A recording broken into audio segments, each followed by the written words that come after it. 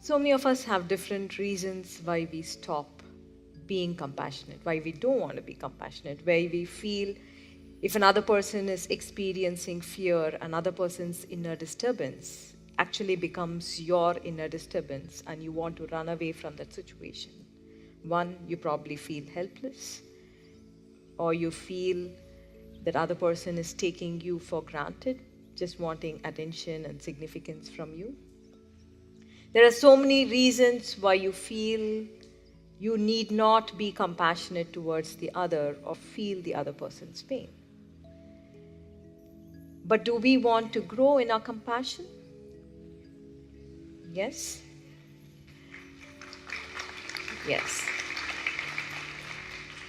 But if we look at one thing that separates us or stops us from being compassionate towards the other, is to feel that we are different from the other. When you start feeling that you are different, then you will have all the reasons why you don't need to be compassionate towards the other. I am a Hindu, while you are a Catholic or a Jew. How do we connect? I am an Indian, or you are the rest of the world. How do we connect?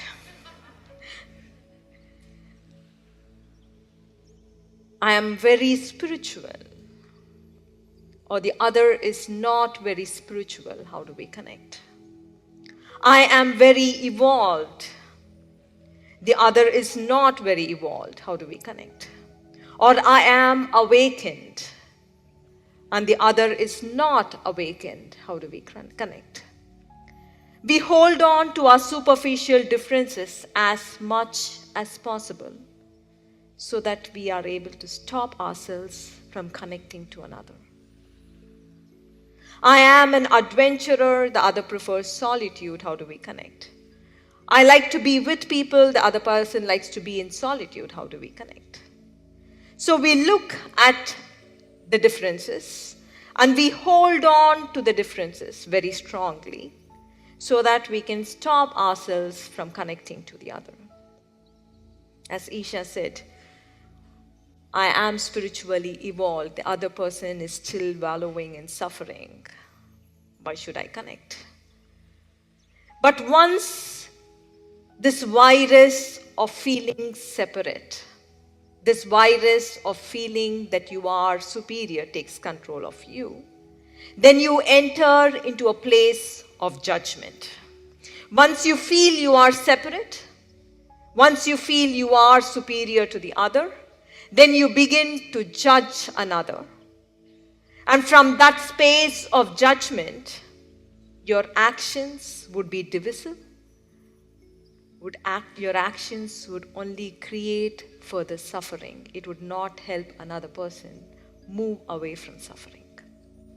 So your separation-driven consciousness, which is at the basis of your thinking, your separation-driven mind, makes you feel separate, makes you feel superior, and also makes you judge another, strengthening your separation-driven consciousness, separation-driven mind. And that from that place of feeling separate, you actually perform actions that cause further division in the world around you. We might believe that this separation-driven consciousness is only seen in individual conflict. But if we actually open our eyes of wisdom and see very clearly, this separation-driven mind is responsible for all the war and all the suffering that we see around us. This separation-driven mind is responsible for all the pain that we see around us. The leaders of countries, the leaders try to separate themselves as belonging to one particular ideology, as belonging to one particular culture, or dividing and separating in the color of the skin, and then separating the other, and all the actions that flow from that separation-driven consciousness leads to further division and further separation in the world. It is this same separation-driven consciousness that is underlying all religious and communal conflict. We hold on to be belonging to one separate God, one separate scripture, or one separate idea of heaven. And then, because you feel separate, you feel your God is superior to other gods, and there is conflict. You feel your scripture is superior to other scriptures, and there is conflict. Or your idea of heaven is more superior to the other's idea of heaven. And you strengthen being separate, feeling superior, and then the actions that come from the superiority, from the separation-driven mind, causes the communal rift, the communal war, or the religious war in the world we see. At an individual level, at an organization level, at the level of the family, we see the separation-driven thinking or the separation-driven mind.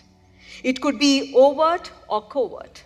It could be explicitly vilifying another person, where you separate yourself, or it could be running in the undercurrent, where there is politics, where there is gossip, where you are eaten by this virus, where you are consumed by this virus of feeling separate. But are we really separate? Are we really different? If we move away from this separation, if we go into experience of life, my experience of joy is just the same as your experience of joy. My experience of love, when I have experience of love within or connection within, is just the same when you experience love and you experience connection within yourself. My experience of fear and your experience of fear is not different. It is not separate. My experience of sorrow and your experience of sorrow is just the same. If we move away from holding on to the superficial differences that we experience in our life, we are different, we are unique. But if we move away from holding on to it and move into oneness of human experience, then we will awaken to compassion. If there is anything that is stopping you from feeling connected, if there's anything that is making you feel separate, just know that you need to bring attention to that separation-driven mind. Because it is this separation-driven mind that is responsible for all war, that is responsible for all conflict that you see in the world. It is this individual consciousness that is flowing out in the world. And every one of you are instruments of change to create a better world. You are the peacemakers. So if there is anything that is making you feel separate, just know it is causing greater suffering in this world.